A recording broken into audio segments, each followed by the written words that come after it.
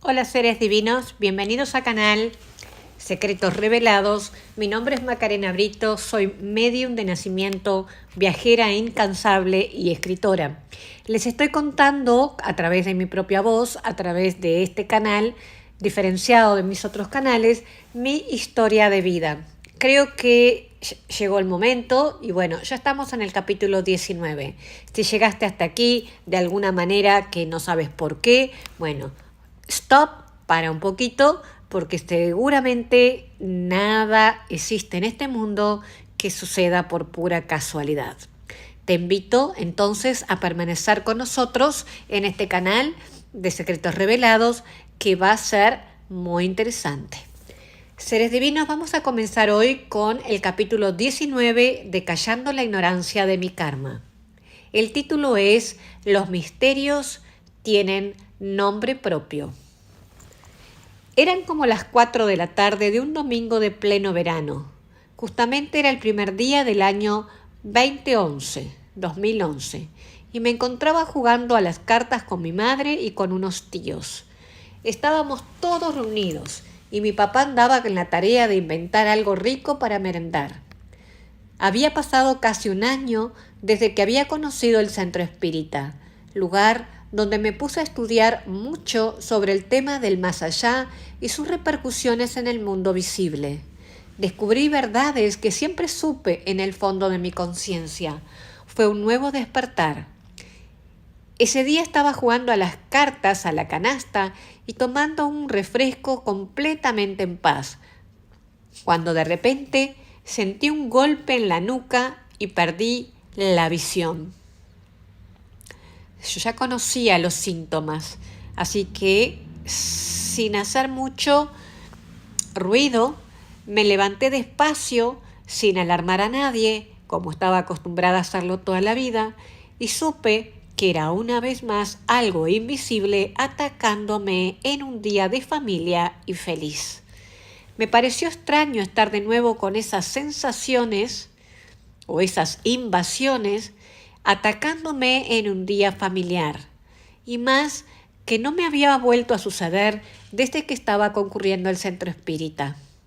Estaba claro que recibía el ataque cuanto menos lo esperaba y sin previo aviso, como un tsunami en pleno sol del día.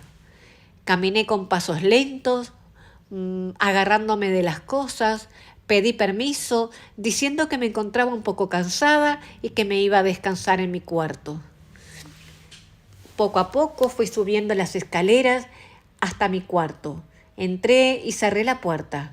Comencé a vestirme, pero siempre con los ojos cerrados, porque nunca podía ver nada cuando me pasaban esas cosas.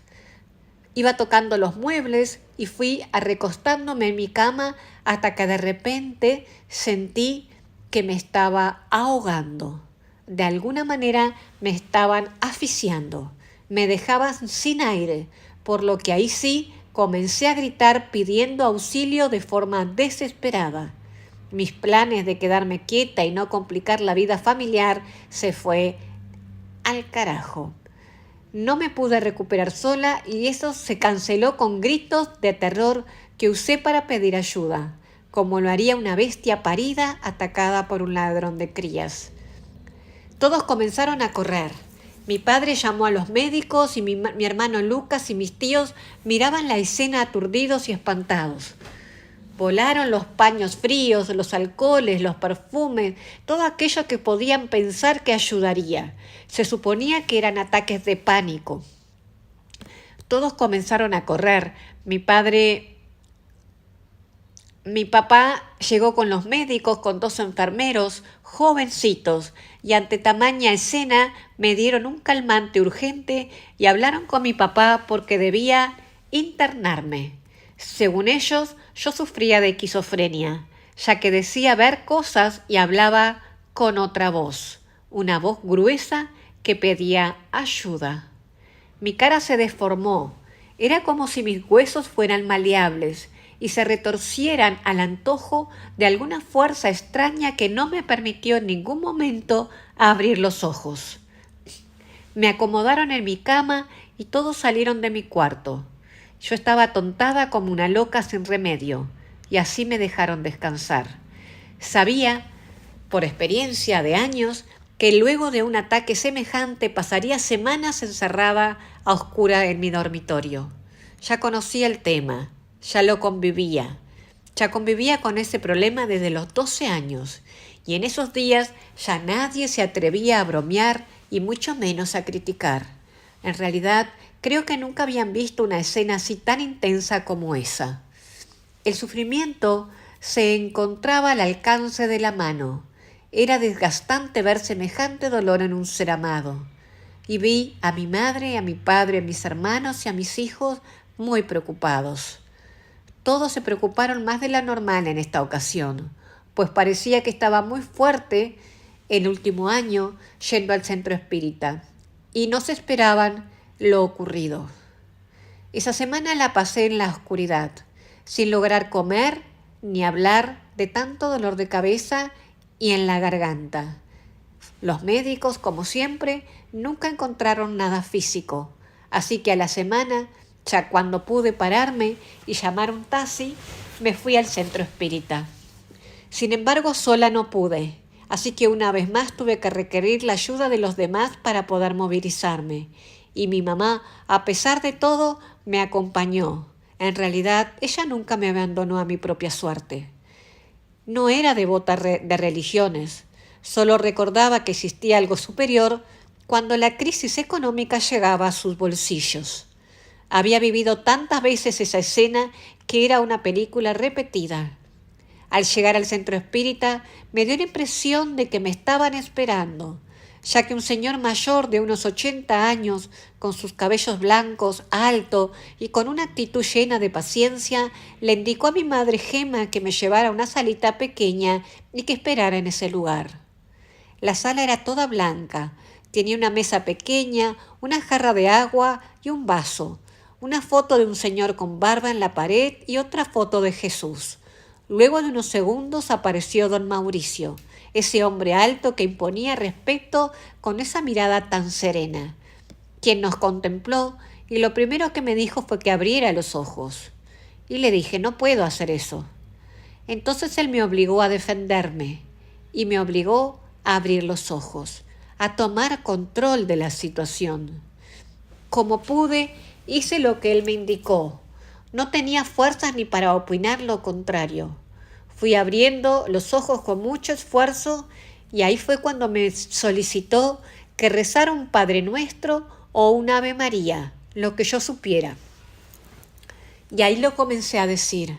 Las palabras eran dichas como en un susurro y poco a poco. Demoré mucho en pronunciarlas, pero el señor Mauricio no parecía tener prisa y me dejó decirlas a mi tiempo.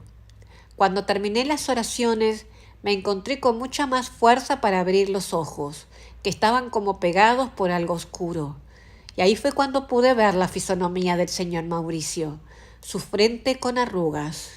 Y fue como que se hubiera salido de un trance, y fue cuando él le dijo a mi mamá, «Señora, ella no está enferma de nada. Lo que tiene se llama mediunidad ostensiva.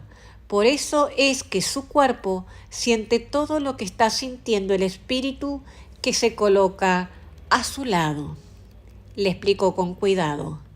Ella es como un faro en la oscuridad y un imán en el mundo espiritual, que atrae a los espíritus que están vagando por la tierra, muchos sin saber siquiera que están muertos y ahora viven en otra dimensión.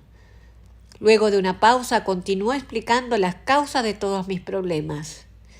Me miró y me dijo, debes estudiar mucho sobre lo que te sucede, que esta casa de beneficencia hay muchos estudios para medium iniciantes que deberías comenzar si es ese tu deseo. Necesitas aprender a educar ese fenómeno sensitivo que algunas personas poseen más que otras. En realidad, todos somos medium, pero no todos desarrollan la mediunidad como en este grado. Ninguna de las dos, tanto yo como mi mamá, hablábamos nada. Y fue cuando él continuó diciendo que a mi lado se encontraba un señor que no era pariente, pero tampoco era un simple amigo o alguien desconocido. Miraba para mi costado, donde no había nada, como si él sí estuviera viendo a ese espíritu, y comenzó a detallar su fisonomía. Y dijo: es un hombre con aspecto muy delgado, de cabello negro, que pide perdón una y otra vez, y pide ayuda porque se encuentra en la oscuridad del mundo espiritual. Luego se detuvo un tiempo, como si entablara una conversación mental con el espíritu. Y fue cuando dijo: su nombre es Mario. Mi mamá y yo no entendíamos en ese momento de quién se trataba, así que don Mauricio prosiguió con el diálogo que tenía con ese espíritu sufridor y al finalizar me dijo que era mi obligación ayudarlo, porque ese espíritu pidió que avisáramos a su familia para que le prendieran unas velas. Tenía mucho oscuridad y que necesitaba que lo perdonara su ex esposa y sus hijos, ya que se encontraba muy arrepentido y que nunca fue su intención hacer daño al acercarse a mí. Justo allí nos dimos cuenta de que se trataba del ex esposo de Florencia, la sobrina de mi mamá Gema, la prima de ropas coloridas que me había salvado la vida cuando me ayudó a ir donde el curandero Norberto hacía unos años atrás. Su ex esposo había fallecido hacía 6 meses de cáncer en la garganta. Estaba muy delgado y de aspecto cadavérico. Mario era un amigo muy querido para mí y para mi familia, pero mi prima Florencia no lo perdonaba por la vida infeliz que le había hecho vivir a ella y a sus hijos. Yo lo quería mucho, pues era divertido y era buena persona conmigo. Luego de esa conversación con don Mauricio, yo me recuperé por completo y subimos mi mamá y yo a la planta alta, donde se daba algún tipo de oratoria basada en las enseñanzas de Jesús, y fue muy gratificante ver a mi mamá casi emocionada por primera vez en un lugar de esas características. Mi primo Mario fue ayudado y socorrido en su desesperación. Se le indicó el camino de luz y de amor. Por un buen tiempo aún logré saber de él a través de conversaciones telepáticas que manteníamos. Él siempre necesitado y solicitando el perdón a toda su familia. Hablé, por supuesto, con mi prima Florencia, con sus hijos, y ambas rezaron por su alma y llenaron de flores su tumba. Y mi prima Estela fue la que fue al cementerio a prenderle muchas velas. Él regresó a la patria espiritual a continuar con su progreso. Luego de ese día con don Mauricio, volvimos a casa una vez más como tantas anteriores de búsquedas, con más verdades en las manos, que unida con las que ya encontradas en el pasado, se lograban ensamblar como en un rompecabezas. Ahora sí entendía muchas cosas.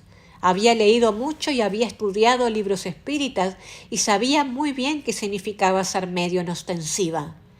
Era un instrumento, un cable de comunicación entre los dos mundos, y sabía en mi propio cuerpo que eso era real porque lo había vivido desde temprana edad. Ese día, luego de sufrir por 30 años, contenía en mis manos la causa de tanto padecimiento. Era medium. Por eso cada experiencia era tan impredecible e intensa. Tenía esa sensibilidad y era más fuerte de lo que podía sentir en comparación a cualquier otra persona. Las cosas se ubicaban en su lugar y clavé una bandera de paz en mi historia y por consiguiente en la de mi familia. Había encontrado la causa de mis malestares y todo fue cuando el desespero hizo un bufete inaudito con mi vida.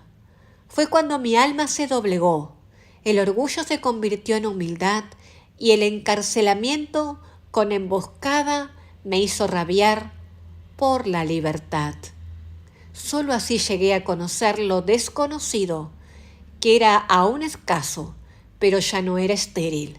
Ahora debía honrar la posibilidad de estar viva en esta existencia y estaba dispuesta a pagar cualquier precio. Muy bien, seres divinos, este capítulo parece que fue cortito pero intenso. qué impresionante volver a leer estas líneas. ¿Qué les puedo decir? Fue un día muy importante porque a pesar de que yo tenía dudas de que tenía algún tipo de sensibilidad, porque ya tenía casi 1 año y medio estudiando la doctrina espírita y estaba concurriendo todas las semanas al centro espírita, yo no tenía la confirmación tan exacta como la tuve ese día. No quiero hacer spoiler, como siempre les digo, porque no sé lo que viene después, no lo recuerdo. Este libro, esta novela lo escribí hace casi 10 años atrás, seres divinos. Bueno, no sé qué decirles, así que si tienen preguntas, me las dejan y en capítulos siguientes les iré contestando. Es que no sé qué es lo que quieren saber, porque para mí es tan normal que no sé qué contarles. Así que necesito sus preguntas sí o sí. Ahora sí, namaste.